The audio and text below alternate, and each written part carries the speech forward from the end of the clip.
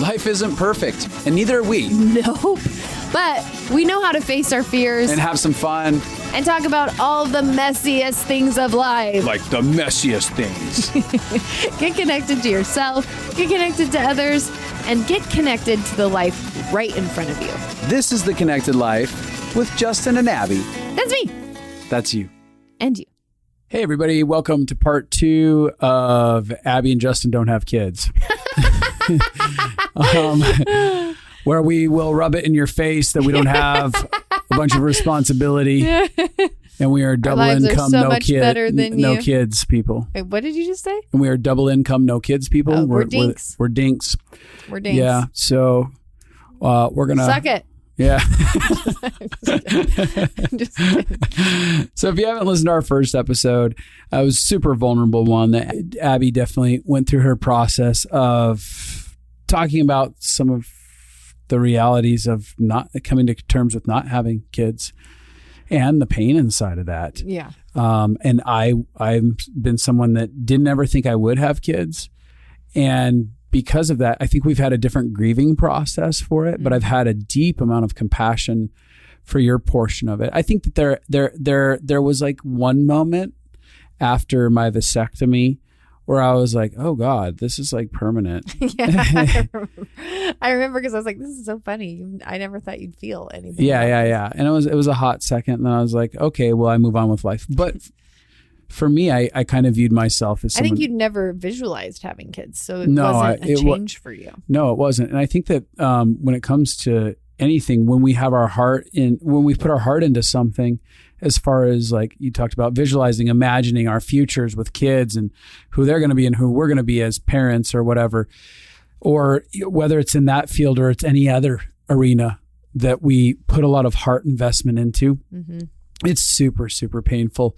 The process we have to go through, the grief process when it doesn't align with what we thought. And ultimately, I want this episode to be for anybody who's walked through their life turning out differently than they thought. This isn't about parenting or if you can have kids or not have kids. I don't want it to slice our audience down to that. I think that this is a good episode for you to recognize either what your friends are going through, or for you, if your life turned out different than you thought, how to grieve that and get to acceptance and come out on the other side where you have hope and vision about your future. Yeah.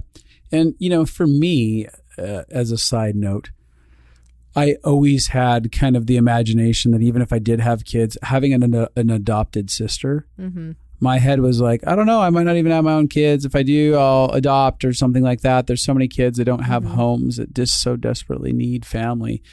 And adoption is family, like that's my experience. Yeah. It's just part of it. So it's a very interesting thing to watch you process your journey in something that is a shared journey. Right.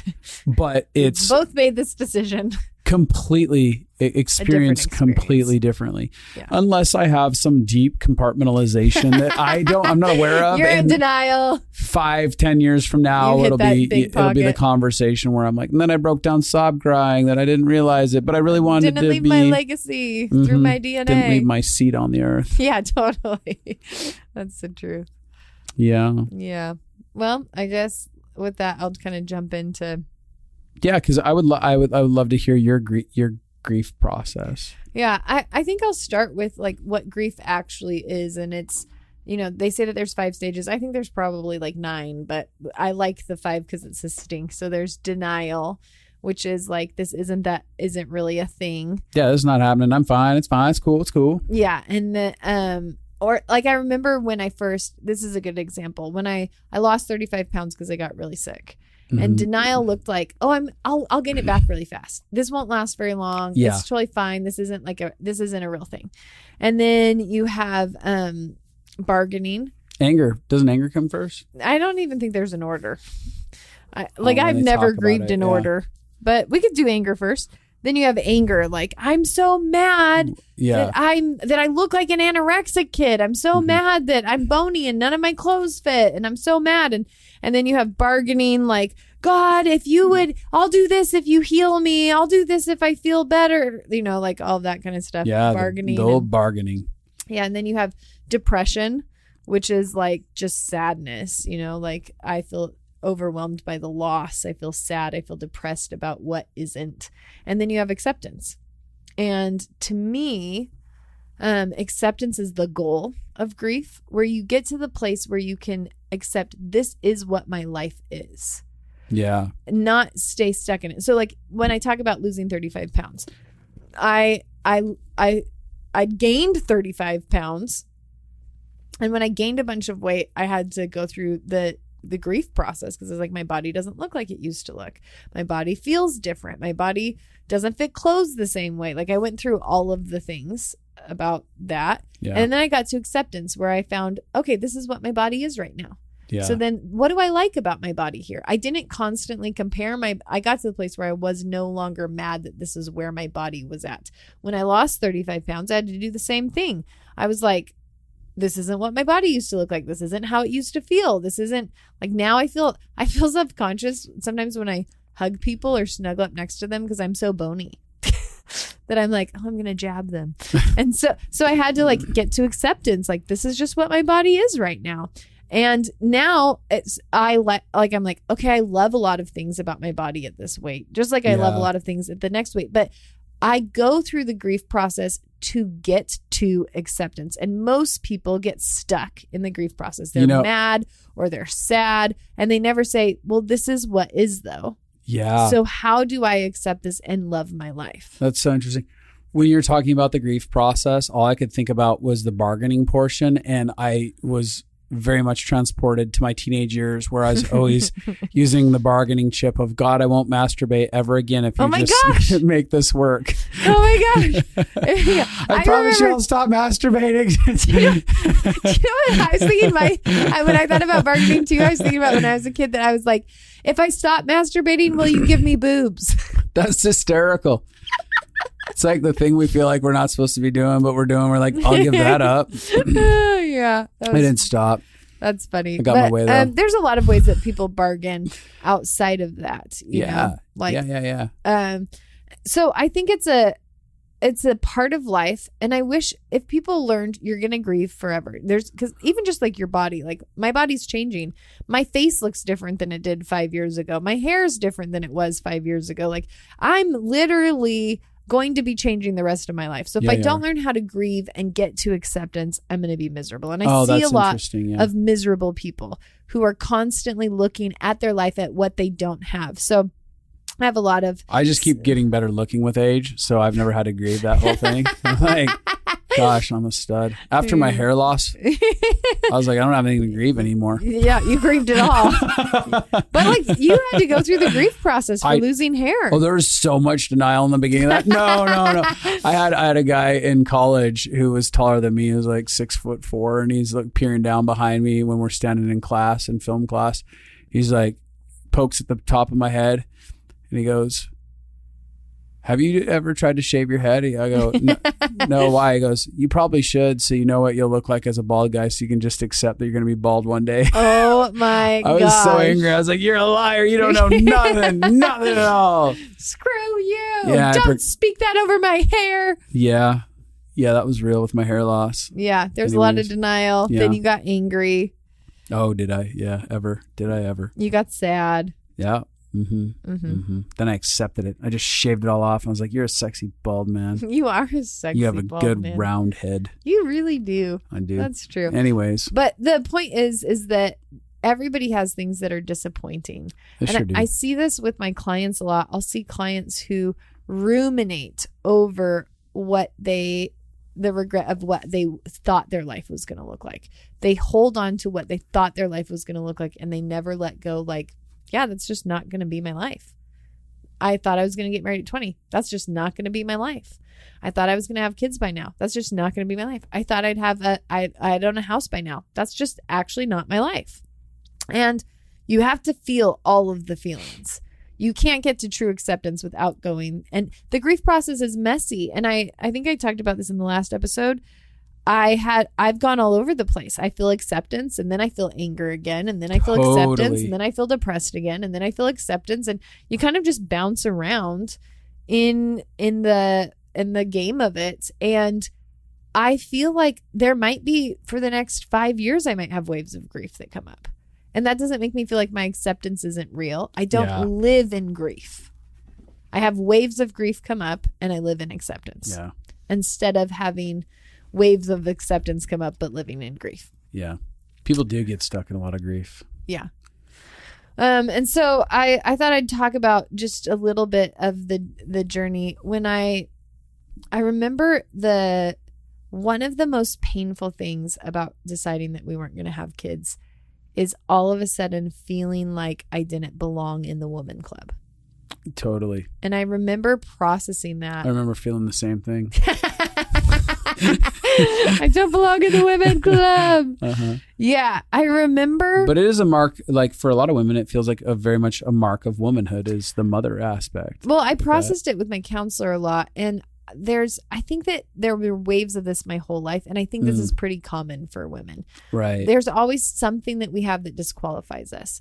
There's something that like, oh, I'm just not feminine enough. I used to think it was because I was too much of a tomboy or too much of like I didn't know how to dress and be comfortable in my own skin, or I didn't know how to joke, or what. I always thought like I'm on the outside of femininity. Yeah, I think men have that a lot with masculinity too. It's like I'm the one person who's not a man. Yeah, who's not masculine. People enough. Are going to see that I'm a fraud, that I'm not.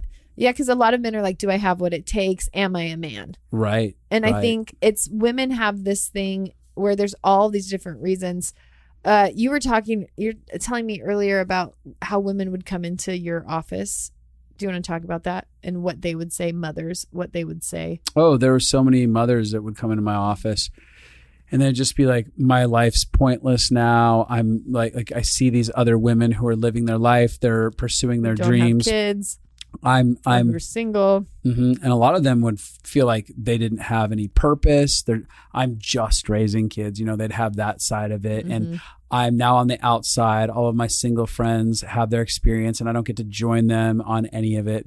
So there was a lot of that pain on that side of it. Yeah. I remember my counselor saying that, like, mothers who work feel like they're on the outside of mothers who stay at home, and mothers who stay at home feel like they're less than the mothers who can work and have, and there's this idea of everyone else is the inside and I'm on the outside. And so when I started recognizing that I wasn't going to have kids, I had a lot of shame come up, and it really surprised me because I have fought through so much shame.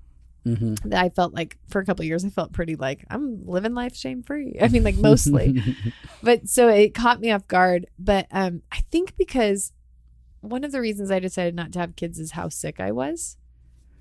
And I remember knowing like Justin's taking care of me like I'm his kid. If we had kids, he'd be completely alone. And that feels really out of control to me. And again, if you're sick and you're a mom and your husband has to help hold the family together, there's grace when you're in that moment. I believe that if we had had kids, there would have been grace on you in the midst of me and the kids.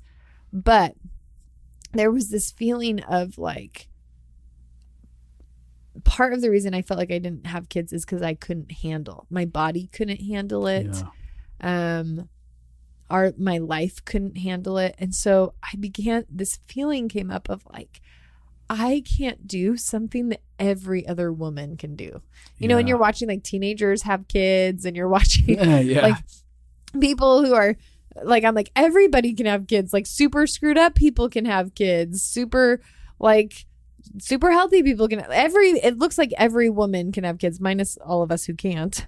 But the feeling was, I must be less than them. And I remember feeling so much shame about it that I was like, I honestly felt like when I walked into a room full of mothers, that they were all looking at me like, you're such a wimp. You can't handle life. You can't handle your own life enough and have kids. I'm sick and I have kids. I'm going through this and I have kids. I'm a single mom and I have kids. Like I honestly felt like I don't have what it takes, and they see that I don't have what it takes, and it's at the top of the forefront of their minds. Everybody's looking at me that I'm less than, and that I clearly am not woman enough. Wow. And that was like a very big surprise to me, and the feeling of not belonging in the women club. I remember, so I used to have a group of friends and we'd meet together all the time, and slowly each time one person became a mom, they would join a mom group and quit being a part of our group. And I actually didn't have any emotions about it when it happened, because I saw their need for camaraderie and for having people who could validate what they were going through and make them not feel crazy and help them understand, like, oh, that's normal. And here's some tips, like moms need each other. They need support. So I actually felt really happy that they were each getting support. Oh, yeah. But then our group ended because people kept having kids. And I was sad about it. I was like, oh, it feels sad that now you're more friends with mom friends than us. So that felt sad to me, but I don't think I felt on the outside, but I remember. Well, yeah, your world's slowly falling apart though. Well, slowly changing. Yeah. That's what I mean, like these pieces falling away and changing. Mm-hmm. Yeah. And then there was this time when a bunch of my really close friends were all in a group, and it was a mom's group. And there's probably only 2 people that I wasn't really close to, and the rest of them had at one point I would have considered one of my best friends. And one of my close friends asked, they're a closed group and they were going to invite people into that group. Yeah. And so one of my friends was like, let's bring Abby in. And the group was like, no, because she's not a mom. And I remember. What jerks. I remember the feeling, because I was so confused, because I'm very emotionally intelligent. I'm happy to hear stories about kids. Right. I'd engage it and cheer you on, questions, support you. Yes. Yeah. And I wouldn't be frustrated that we were talking about kids, but also I was friends with most of them in the group, and they didn't talk about kids all the time. They're talking about their lives, and a lot of them had similar careers as me. A lot of them were running after the same things as me. And a lot of them probably wanted to escape from their mom life when they went there. So yeah.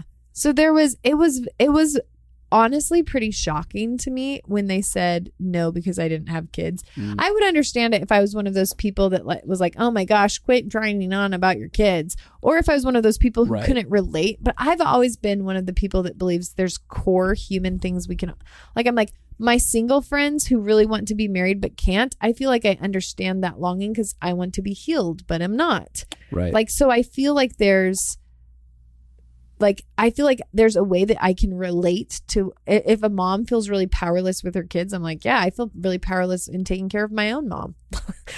I feel like there's ways to find common ground. Totally. But then it makes sense.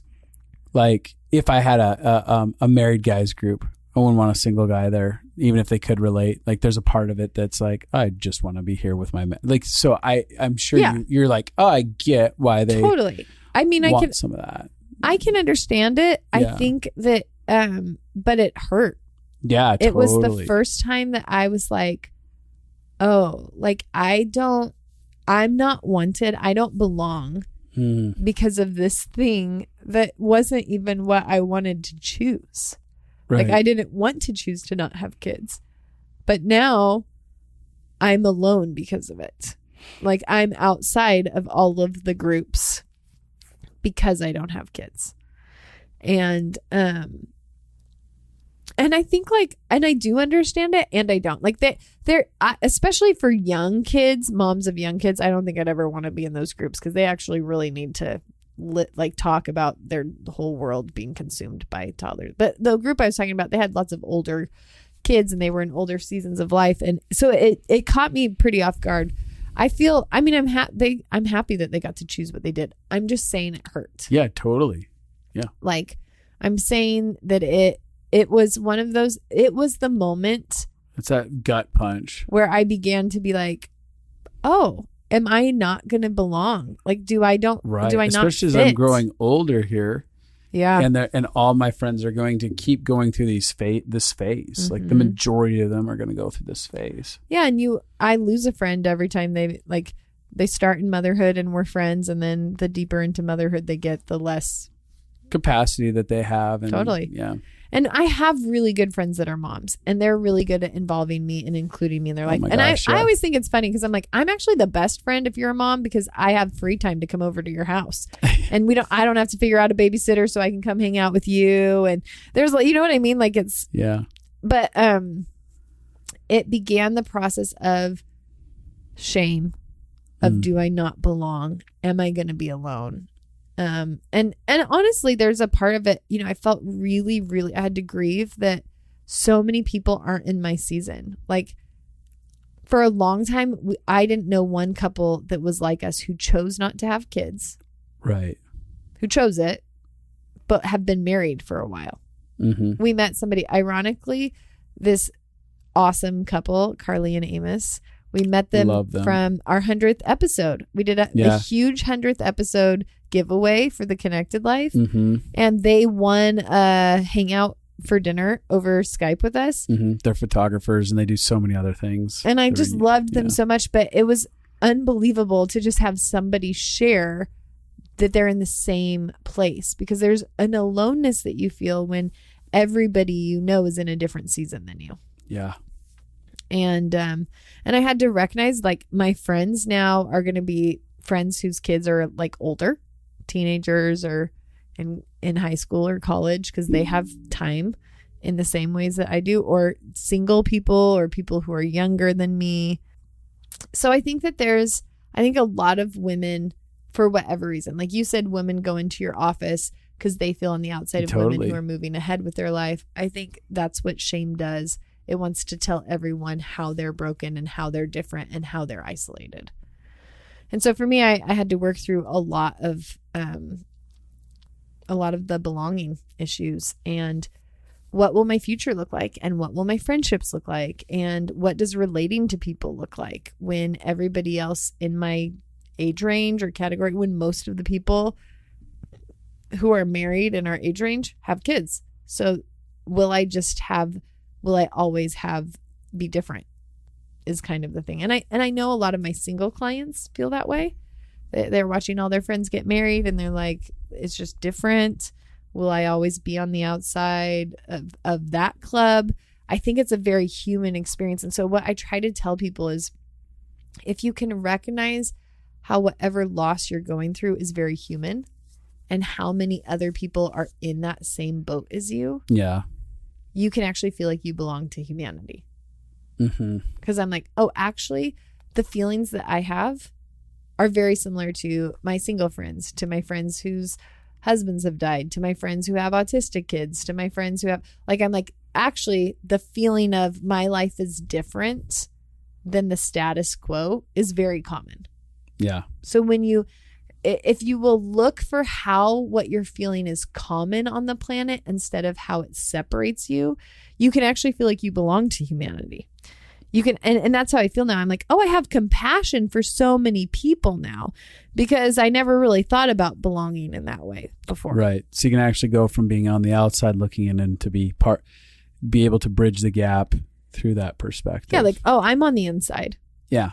Like this is human. Yeah. This is what it means to be human. Yeah. Mm-hmm. Yeah. So I began to look for the process when I was in this of what is it that I thought I would get to be as a mom? What is it that I thought I'd get to do? What was I so excited about? I'm very nurturing. Justin can tell you, because I've overly tried to mother him. Yes. I have had to countless times tell you to stop trying to be my mom. You're not my mom. Totally. Abby, you're not my mom.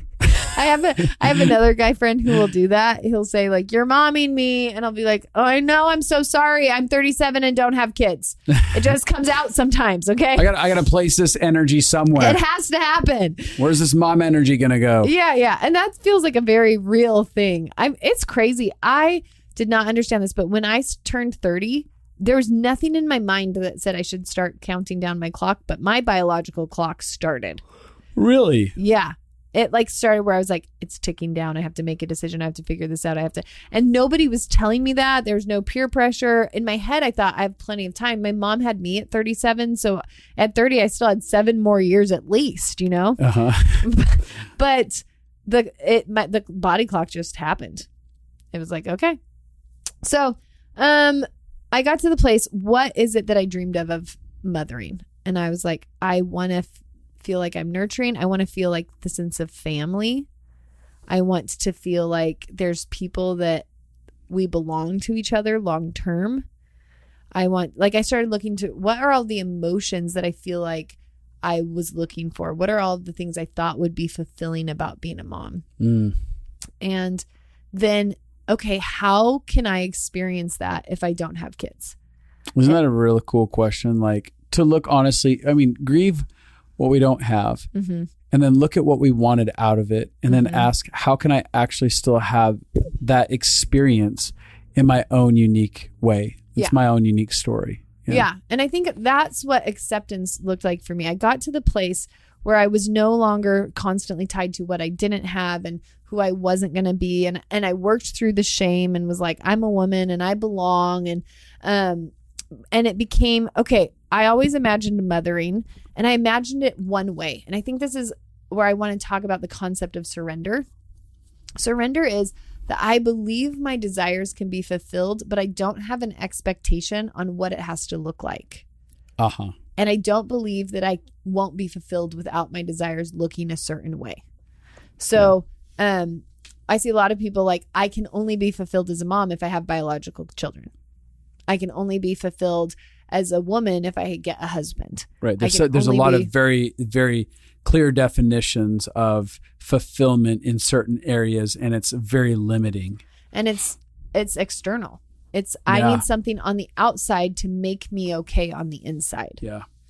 Instead of actually like, I believe I can be okay on the inside and find joy and hope and life and purpose on the inside regardless. Yeah. So for me, I started recognizing surrender about children looks like I have like so many different ways I think mothering could be fulfilled for me.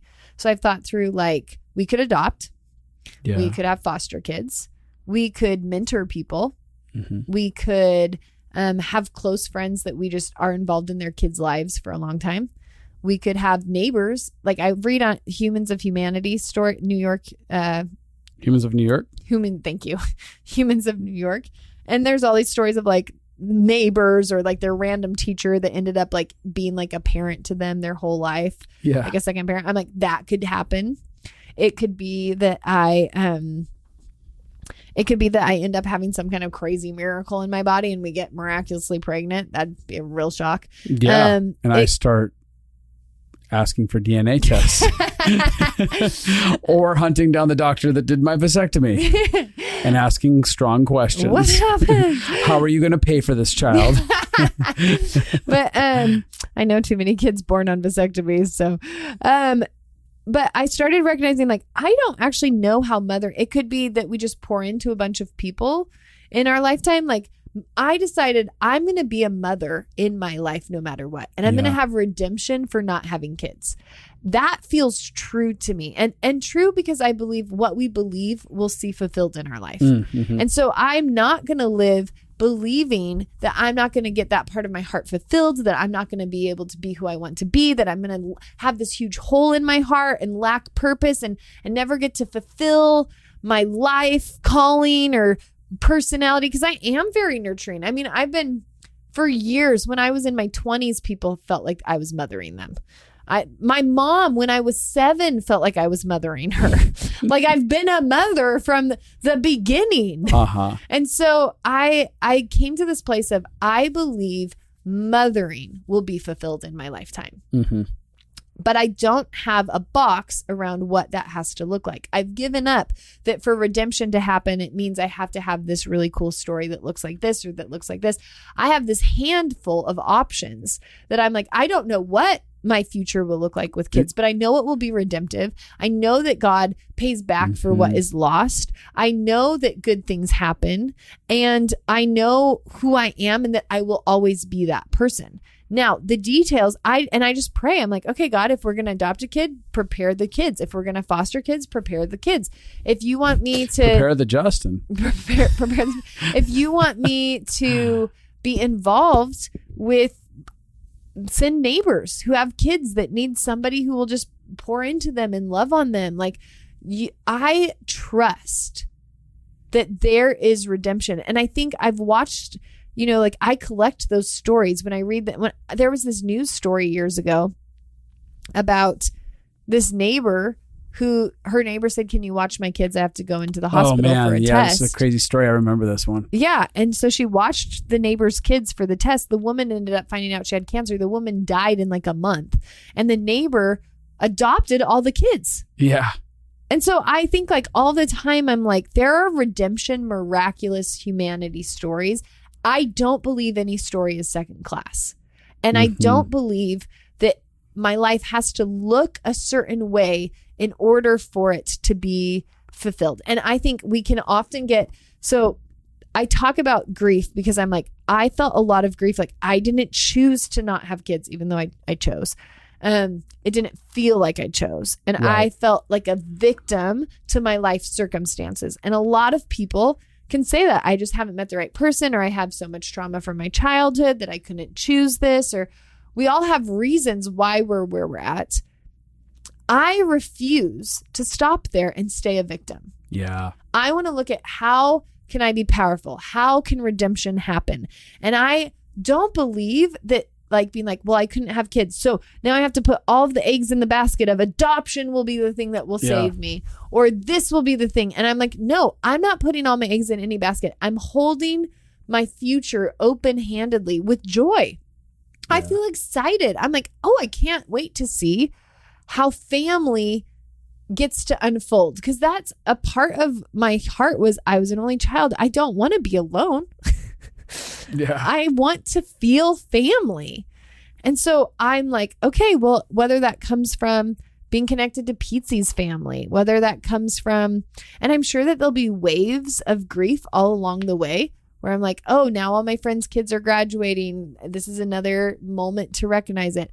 But there is also so much that I can see of what I love about my life and of the hope that I have for my future. I feel like I'm never going to be too old to mother. If I can adopt, your parents found this woman. Your parents are how old? In their 60s. Yeah, in their 60s. They found this woman who's in her 80s, maybe? Anna? Yeah. They found this woman who's probably in her late 70s or 80s. I think she's in her 80s. Yeah. And they just love her so much. And she's become like a mom to them. And it feels really healing to them to have her mother them. Right. And she's getting to mother them, and she never had kids. And I look at stories like that and I'm like, it's never too late for you to get to experience that fulfillment. And really, so much of our life depends on how we posture. Are we open to receiving? I don't want to miss how mothering is going to look in my life. Yeah. I want to enjoy. And, honestly, I get so many, like I had a sweet woman give me a mother's mug, like world's greatest mom mug, just a couple of weeks ago, probably. And she's like, you are mothering so many of us. Thank you for doing that. And I don't take these moments for granted. These moments of mothering gets to look in my life like something. And I'm no longer hostage to it looking different than what I thought it would look. Yeah. I think it's interesting because when people hold on to the pain of what it's not, they miss out on the blessing of what is. So they miss out on fully being present with the potential. Like if I'm all humdrum and glum about like, oh, this area that I can't get past my grief. I'm not even going through the grief process. I'm like stuck in some sort of sadness for 10, 15 years about what isn't happening, what doesn't look like. All of a sudden, like all these opportunities where I could be connected to people and I could be happy and looking to engage people in a very specific way are getting missed out on. And then life just passes us by, because we're not willing to go all the way through the grief process, get to the other side, and then begin. Yeah. It reminds me of the serenity prayer. God, grant me the serenity to accept the things I cannot change, courage to change the things I can, and the wisdom to know the difference. Yeah. So some people hold on to regret like it's going to make it happen. Yeah, that's like, very foundational with regret, is the reason that we hold on to regret. Like something deep inside of us believes this regret, like if I hate myself enough, if I beat myself up enough, this happened, if I and blame someone enough. Yeah. And acceptance is like, blame doesn't actually fix the pain.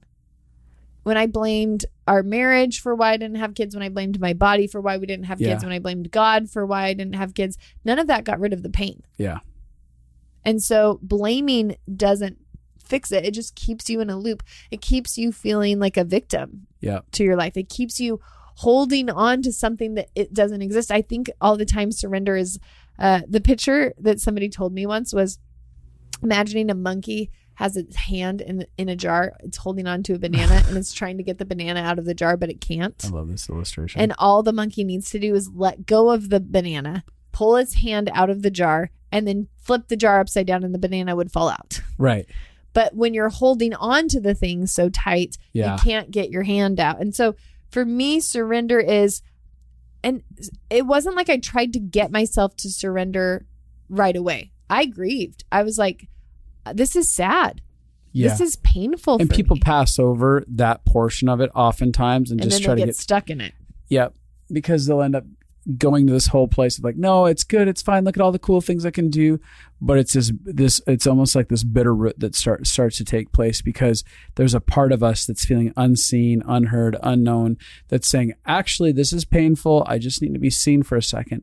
And that builds and builds and builds and causes like this poisonous toxicity in our system. Yeah, it's really true. And so I think I have a lot of I want to challenge people to find how to get to acceptance. Yeah. To actually challenge them, which part of that means I'm comfortable feeling all anger. I'm comfortable feeling sadness. I let myself sit in it. I let myself get comfort. I've processed with counselors. I've gotten to hear truth from my friends. I've let my friends be with me on the journey. Pizzi has cried with me about me not being able to have kids. My friends and family have had to grieve. Your mom has had to grieve that we're not having kids. And I think it's felt really beautiful having the support of people who are on the journey with us, allowing us to do that. But the goal is acceptance. And so I feel really settled. I feel comfortable with our story. Yeah. I feel like this is my story. It isn't what I thought it'd be. I didn't think I'd be 37 and still going on the journey towards healing. I didn't think that I would have a hormone problem for 20 million years. I don't remember. We couldn't do the math. Yeah.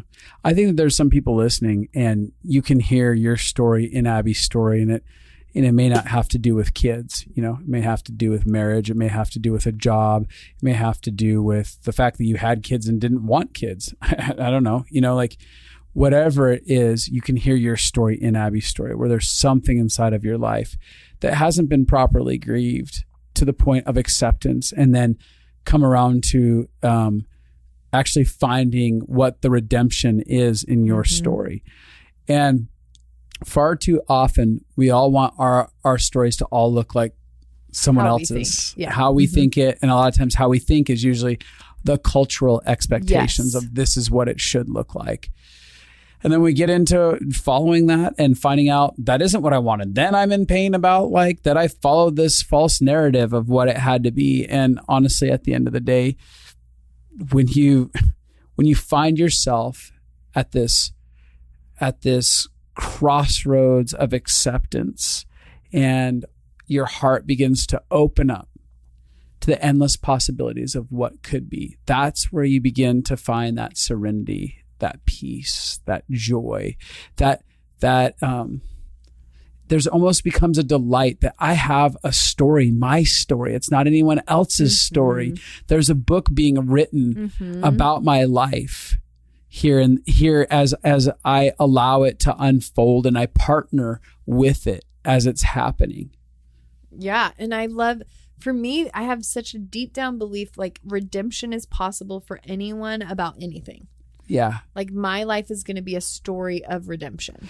It's interesting because one of my favorite podcasts to listen to, which is not The Connected Life. I have to live it. I have to live it. But it's Mike Rowe.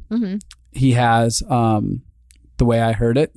Oh yeah. Podcast. Such a good podcast. And it's his short stories that he writes about these real, true stories that happen. And they're all these unique stories of people's lives that like one happenstance after another, led to this other really cool thing happening. And I'm like, I want that to be my life. I don't want it to be mundane. I don't want it to look like everyone else's. I want there to be some redemptive story that's being penned with my life that's unique to me, that when people read about it in the end, they go, oh my gosh, are you kidding me? Did that actually happen? That's so cool that he thought he was going to do this, but then this happened. And then there was grief and sadness here, but then it got turned around in this way. That's what makes stories good stories. Yeah, it's so true. And that's I collect redemptive stories as I'm listening to them. Yeah. Like I'm always like the Humans of New York, the Mike Rowe ones, biographies of people. I'm collecting moments where there was divine intervention or miraculous happenstance or one thing led to another. And I feed that faith in my life all of the time, believing that I don't know what my story will be, but it's going to be good.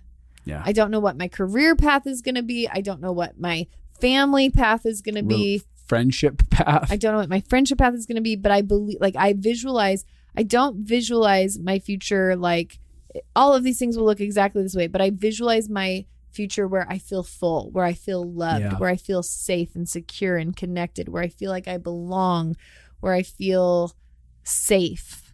I feel that I visualize that. So I actually just I would love it if you would pray for people, maybe both of us can, who are feeling stuck in grief or disappointment, to actually begin to have faith for the redemption story for their life.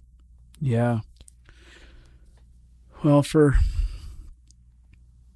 God, for all those people who feel trapped in a part of their story that they can't get out as they're listening to this, feeling like I can't get out of the part of my grief process where I'm stuck in anger, or I can't get out of my regret because I can't see that there's a future ahead of me, or that there's a redemption that could be involved in my story.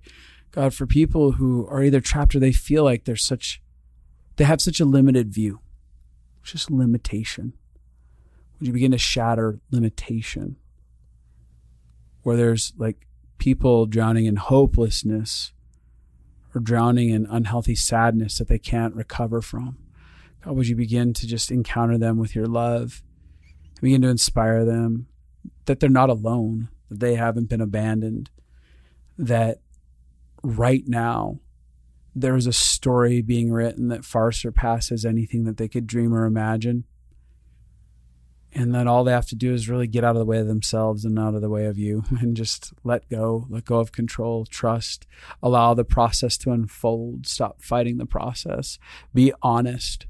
That people who haven't been honest with themselves, where they've been trapped at that crossroads of denial and the reality of where they're at, that all of a sudden denial would start shaking and breaking and falling apart, and they could just finally look at the reality of what they felt, what they've been through, what they've lost, what they want, and begin to allow themselves to process through every part of that and know that they're not alone in that journey.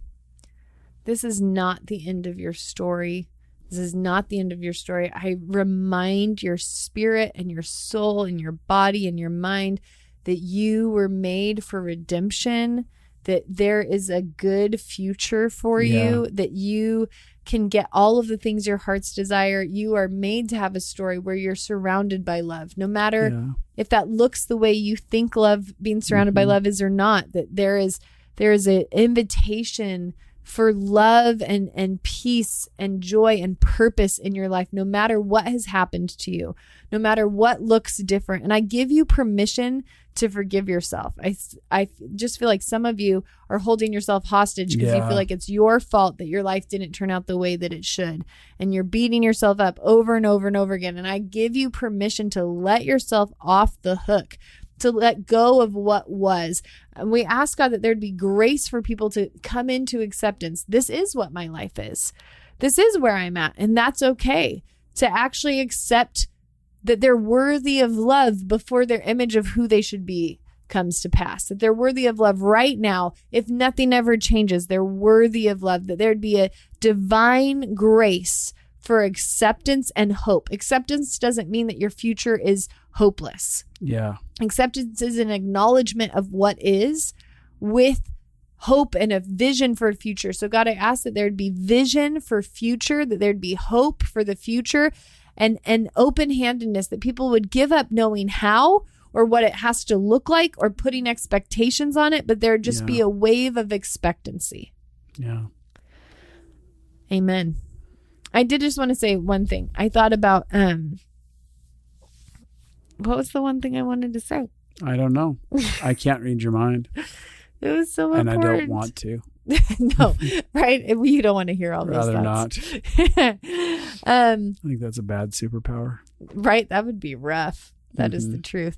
I think for me, I remember when I got to acceptance about sickness, I was like, okay, if I'm going to be sick the rest of my life, what do I need to do to be fulfilled inside of that?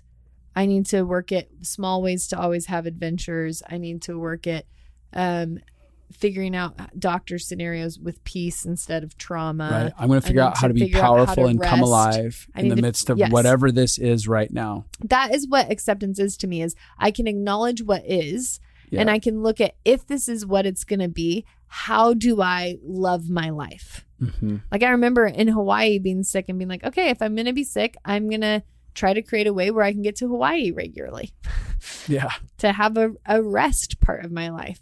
And that wasn't me giving up that I would never be healed. I always have hope for that. But there is an acceptance of, and if I'm not waiting for my life to start. Right. I'm going to live as much as I can. I'm not waiting till I have kids, until that part of the story comes into place for me to start living. And that feels like an important part of acceptance for people to hear and grab onto. If I'm single, and if I'm single for forever, and people are normally some people so have been scared waiting of that. for a spouse before they can start living life. Some of you have been waiting for a divorce before you can start life. That's very true. And so acceptance is, how do I come alive if this is the cards that I'm dealt? Yeah. What do I need to do to take care of myself? I know for Pizzi, she just has been on that journey with fully accepting she has a special needs kid, and that means we may not be able to live life like everyone else. Yeah. We may need to give up trying to pace ourselves. Yeah. With how other people's lives look. Yeah. We may acceptance normally means giving yourself more self-compassion, having more grace on yourself, and finding your purpose and your joy in the middle of it. So good. Well, thanks for sharing your experience and all that. Yeah, we'll probably have more things that randomly come up, but now that it's out there. It's out there. Whoa. It's on the table. Whoa. Now everybody's going to be giving me their opinions. Mm-hmm. Please don't. Mm-hmm. You can tell me if you relate at all, or if you have compassion, but please don't tell me about why I'm wrong about something. Don't need to hear it. Yeah, no, it's not comforting. People have this very interesting thing when you do a podcast that they think they really need to share their opinion of stuff with you. And they just need to let you know when they don't think that what you're doing lines up with their opinion. Oh, totally. I mean, I did wait till I got to the place where I feel strong enough in this that if people have opinions, tossing their opinions or direction, that I can handle it. I didn't share when I felt fragile. Yeah, when you felt especially exposed. But I think I still feel tender about it. Yeah, totally. I think it still feels pretty vulnerable. This is one area that everybody has questions that I've never talked about. Mm-hmm. So. Well, thanks for sharing. Feels real vulnerable. Yeah. If you guys are interested, if you're listening to this and you're like, I need to learn how to have self-compassion and be kind to myself and forgive myself and all those things, we have a course that we made called the Compassion Project. You can find it at justinandabby.com. Also, we have a free book that Justin wrote that is hysterical and short and an easy read called From Crappy to Happy. And so much of what we talked about in this episode about finding how to be powerful in the midst of whatever is happening, we actually go through a lot of this in the book. Yeah. So if you want a little bit more inspiration, you get off this and you're like, yeah, I need to get my power back. I need to not be a victim to what has happened to me. That'd be a great thing. It's free. Go to justinandabby.com. Awesome. Rate, review, subscribe, or share with people if you got anything out of this. I'm tired. I'm going to go home and go to bed. Do you think people know that it's like 9:40 at night? They do now.